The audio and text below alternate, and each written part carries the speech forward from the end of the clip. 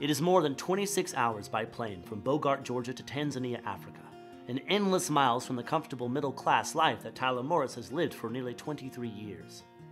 But the young Prince Avenue Christian School graduate cannot wait to go back. And the next time he goes, he hopes to live and work with the African orphans he has come to love. Tyler is an ordinary college student with an extraordinary vision. Tyler has been on several mission trips, but he first traveled out of the country to Nicaragua with his Prince Avenue senior class in 2009.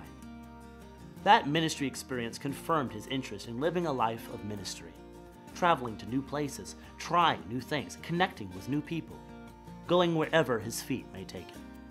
Through short-term mission trips, through Prince Avenue and my church, I've been able to go to countries like Nicaragua, Tanzania, and Russia, and I really feel like my calling is children and building a relationship with them, and I feel like my heart is in Africa, so I'm hoping that's where I'll end up.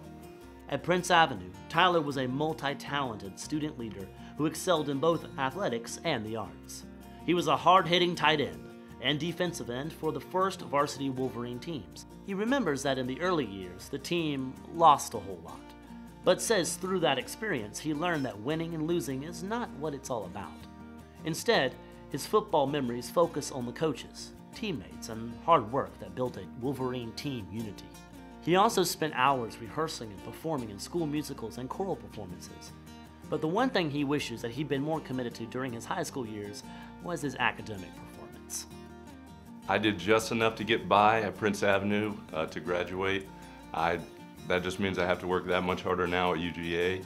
I wish I had listened to my mom more, maybe paid a little more attention. I wish I had known then what I know now. But two things that Tyler gained at Prince Avenue really stand out for him now. The relationships he developed with the guys who remain his best friends, and the scripture he learned through Bible classes through the years. One thing that I think Prince Avenue does a really good job of, and I think I wasn't as appreciative at the time, is memorization of scripture. And I think when you get sent out into the real world and you have to defend your beliefs, through what Prince Avenue has taught us, with all the memorization of the scripture, I'm able to point out exactly where something is, and I'm able to defend my beliefs. Tyler chose to stay close to home by attending the University of Georgia, and every college experience has been a reflection of his past and is serving as a door to his future.